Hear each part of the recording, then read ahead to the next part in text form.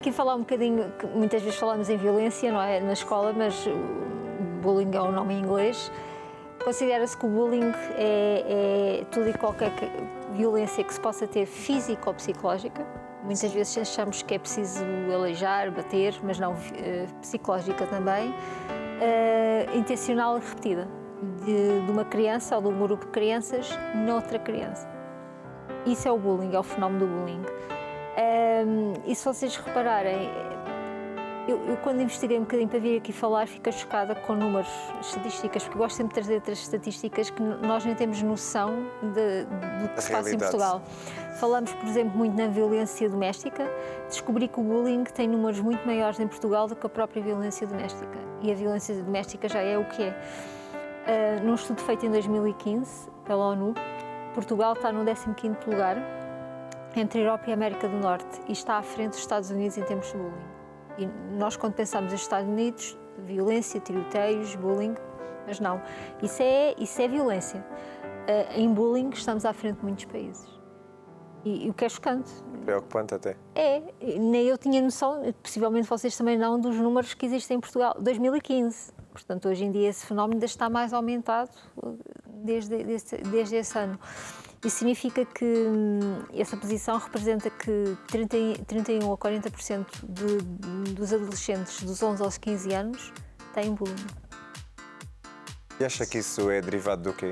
Educação escolar, educação em casa? Vários fenómenos. Podemos ir por vários fenómenos. A educação, fundamental, não é? Porque nós mesmo, quando éramos crianças, nós tivemos que ter regras. Possivelmente, falando aqui, por exemplo, David, que eram 5 filhos, houve regras. Porque senão, é aquilo que estávamos a falar há bocado, era um perpetuar de violência entre vocês irmãos. E transportamos isso tudo para a escola, para a creche, para a primária. Portanto, os limites. É fundamental haver limites. Uma criança naturalmente não nasce agressiva. Ela pode ter comportamentos devido à personalidade mais a enfrentar ou diretivos, mas ela não nasce agressiva.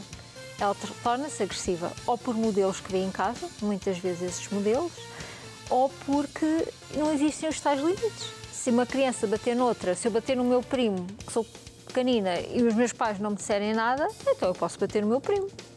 E claro, se bate no primo, bate também nos colegas, quando me enfrentam ou quando não fazem nada que eu quero que eles façam. Portanto, depois também há aí muitas questões. Mas há aquela questão também, a minha mãe defende-me.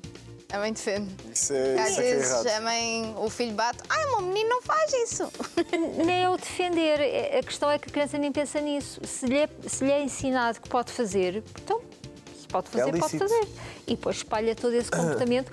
E quem fala em atos de agressividade, fala também naquele bullying psicológico que é muito perigoso, que é ele maltratar psicologicamente um colega ou amigo. Eu muitas vezes falo neste exemplo, que é, eu sigo adolescentes que são gordinhos e que me dizem que há colegas de escola, raparigas, que lhes dizem mesmo: eu não vou ser tua amiga porque tu és gorda. É bullying emocional e psicológico. E isto não se aprende. Isto é algo que a criança... Estamos a falar de adolescentes, 11, 12, 13 anos. É gravíssimo, não é? E eu só falando com essas pessoas que eu acompanho é que eu me dou conta como é que o fenómeno hoje em dia está. Porque na minha adolescência, na vossa também possivelmente não havia este fenómeno tão grave, não havia esta agressividade, não havia este sem limites que direito é que elas têm? Não é? Sim, e dizer diretamente, logo assim, tipo, eu não sou teu amigo porque tu és assim. Para magoar.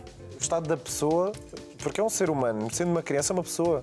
Vai para casa a pensar aquilo, a remoer aquilo, tipo, eu sou gordo, ninguém me aceita, eu sou gordo. Não... É verdade, tem consequências nefastas. Sim, e não querem saber na autoestima deles. O que acontece, muitos destes, falando deste fenómeno, estou a falar de críticas ou serem gozados, é para quem faz o bullying se sentir superior, também com baixa autoestima, e que se sente superior em estar a maltratar outros porque vai ser reforçado. E claro, quando há o reforço desses comportamentos em grupo, automaticamente essa criança vai continuar a fazer o mesmo. É o reforço positivo das coisas. Mas isto é chocante. Sim. E esta semana falamos de bullying, violência nas escolas. Depois vem outro fenómeno que é a violência em si, que está aqui interligado com o bullying, não é? Que é as crianças serem violentas e serem violentas, por exemplo, com os professores, que é um dos grandes problemas hoje em dia. Não sei se vocês já tiveram aqui convidados professores e relataram essa realidade. O maior problema que os professores têm é o comportamento em sala, ou o desinteresse em aprender e o comportamento agressivo em sala. Que as coisas simples de pôr na rua, ou de expulsar, ou de pôr falta, isso já não funciona, porque a criança não tem medo. Hoje em dia, o que se nota muito nas escolas, e eu faço a reflexão com a minha mentalidade de agora e antes, quando eu estava numa escola, sentado lá numa sala de aula, e eu olho e eu vejo, acho que o maior problema é toda a gente querer ser engraçadinho. Toda a gente na turma. Tem aqueles que crescem e ficam numa boa posição dentro da sala e rebaixam os outros. É o querer ser visto. Eu acho que é isso. Às vezes, eu não vejo que às vezes seja falta de querer aprender, porque também há essa vertente, há muito. Mas, por exemplo, eu estava em aulas em que, por exemplo, estávamos a aprender a cozinhar. Eu estive em cursos também. A aprender a cozinhar. Dentro da sala tínhamos uma cozinha, tínhamos tudo lá. E havia uma balbúrdia enorme e toda a gente queria aprender. Mas o que acontecia ali é toda a gente queria ser o palhacinho da sala, toda a gente queria ser o engraçadinho. Claro que depois meteram regras e ordem e aquilo depois parou. Acho que a pessoa foge um bocadinho dos problemas também. Ali posso brincar. Tem a ver com a idade. São miúdos e nós aqui somos muito inseguros. É quando a nossa personalidade está a ser formada. E temos muitas inseguranças e na altura precisamos ser reforçados ou de ser o engraçadinho para nos darem atenção e sentimos que temos um papel dentro da turma, ou pelo menos que somos vistos como o que é fixe, o que é baril. Portanto, tem a ver com isso, com os papéis. E tem a ver com o que eu estava a falar há bocado. O bullying, independentemente dos modelos errados que as crianças possam ter na família ou em casa, tem tudo a ver com a autoestima. Se eu tiver a certeza daquilo que sou como criança, como pessoa, como adolescente, eu não preciso maltratar um colega para me sentir superior. Tem tudo a ver com o mesmo. E aqui é que está o busilis ou o cerne da questão, que é como é que as nossas crianças estão a ser acompanhadas, amadas e acompanhadas pelos professores e depois por todos os amigos. Depois tem a ver também com os grupos nos quais me insiro, que muitas vezes vem esta questão do engraçadinho. Começamos com o engraçadinho, mas depois vamos para grupos um bocadinho mais disfuncionais, com comportamentos mais perigosos, porque também quer experimentar, quer ser diferente, quer dar nas vistas. É tudo relacionado com o mesmo. Se nós analisarmos este fenómeno, vai tudo dar à pessoa, crianças que depois relatam isso e que são stalkers, ou até nunca acabam por não descobrir quem é que escreve aquilo, ou então é mesmo um colega identificado. E passa muito por aí, porque não é só o bullying nas escolas, vai para casa connosco isso é muito negativo, não é? Porque eu nunca me consigo livrar do efeito negativo de quem me maltrata. E depois acontece aqui, a criança não tem dificuldade em lidar, porque depois deprime, tem ansiedade, muitas vezes até se revolta e cria problemas em casa e os pais não percebem, mas acima de tudo aquela criança não se sente amada, basicamente é isto. E é fundamental que hajam aqui medidas. Claro que nem todas têm a capacidade de ser acompanhadas por psicólogos, não é? E muitas vezes os pais nem se dão conta do que é que se passa ali. Só acham que é da rebelia da idade e nem se passa para a cabeça que possam estar a ser maltratados na escola. Aquela conversa do depois passa-lhe da idade. Se calhar é melhor avaliar bem e ver se é mesmo depois passa-lhe. Também é um fenómeno novo, não é? O bullying é um fenómeno novo que não acontece só nas famílias disfuncionais, atenção. Sim. Às vezes temos essa ideia, pode haver realmente ali maus exemplos em casa e daí o bullying surgir, mas ou serem eles a fazer bullying na escola, mas estamos a falar do outro aspecto, que é aqueles que sofrem bullying e podem ser em famílias muito funcionais, mas que as crianças sofrem por alguma razão. E pode ser por negativo ou positivo, por ser bom aluno. Eu lembro, eu era muito boa aluna e sofria muita pressão nisso, por ser bom aluno. Estava a fazer lembrar uma amiga minha, que era da minha turma. Ela era boa aluna e era tipo a caixa de óculos, era a tua vida é uma treta, passa toda marrona, sempre agarrada aos livros. Mas quando era a altura, passam a ter más notas por causa disso. Quando era a altura dos testes, a marrona estava lá para ajudar os outros. Porque ela teve essa capacidade de ser altruísta, porque ela poderia muito bem não o ter feito e aí era mais ou menos aceito por ajudar. Mas se ela tivesse a atitude não ajude, porque vocês também me maltratam, era claramente bullying dela.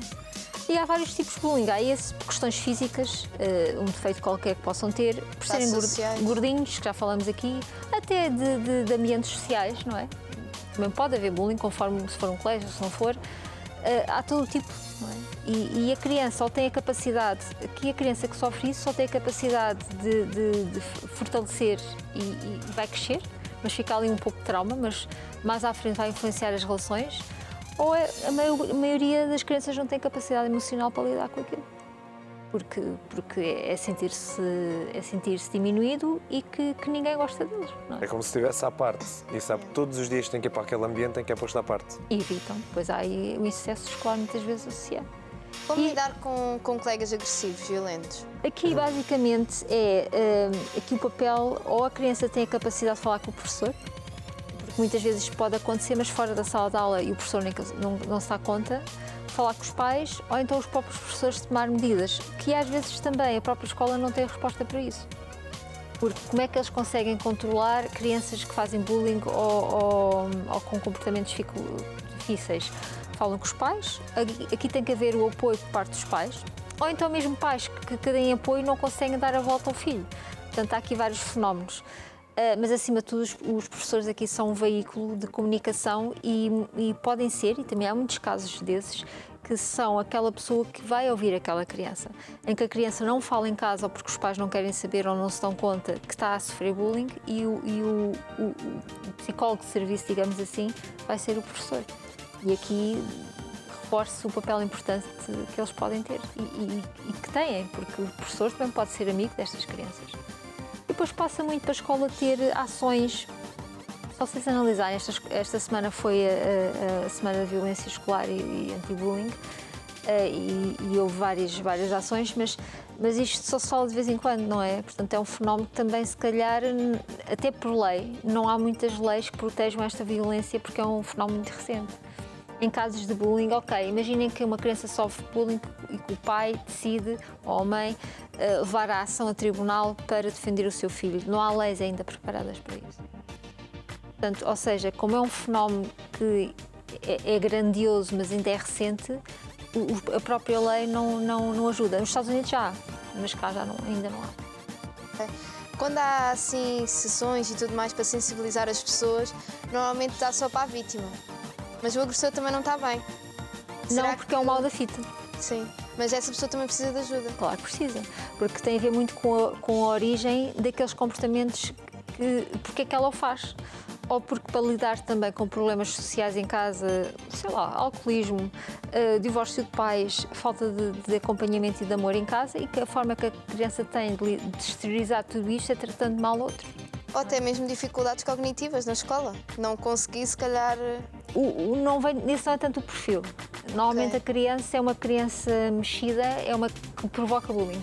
Uma criança que é líder, sim, porque um bully é líder, negativamente, mas é líder, e que consegue ter capacidade de manipular mentes e colegas. Pronto. E daí, através de força ou não, pois sendo conforme a composição física, fazer bullying. Mas normalmente nunca são crianças frágeis. Podem ser frágeis, mas conseguem levar outros a.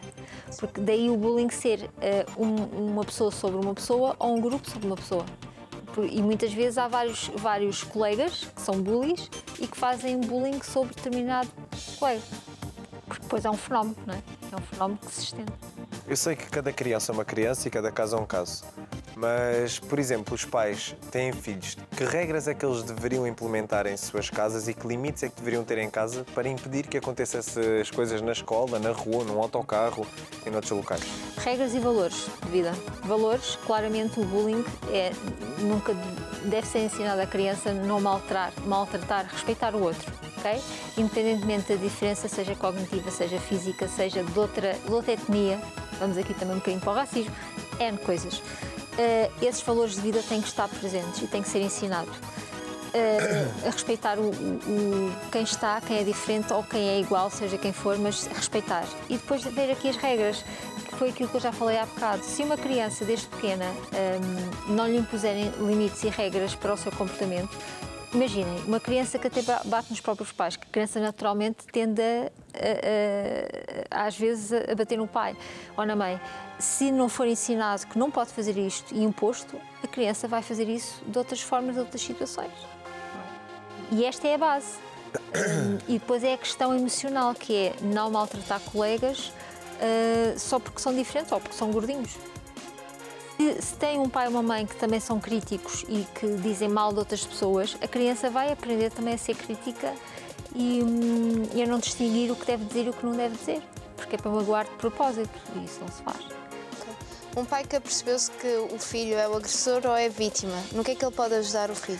Agressor, claramente, seja agressor ou vítima, falar com ele, ser um apoio, procurar ajuda, falar com os pais. Aqui com parentes, se for agressor, claramente aqui o trabalho é mais difícil, porque se o próprio pai ou mãe for agressivo, é difícil trabalhar uma criança agressiva, porque ele até pode ter um trabalho externo, seja professor, seja psicólogo, mas em casa continua a ter um ambiente de agressividade. Sim. É como um fumador ou uma pessoa que deixa de fumar e continua a ter fumadores em casa. É um bocado incongruente e a criança não tem maturidade suficiente para conseguir separar. Em casa tem este ambiente, na escola outro ambiente, eu vou ter um comportamento diferente. Tem que haver continuação de comportamentos.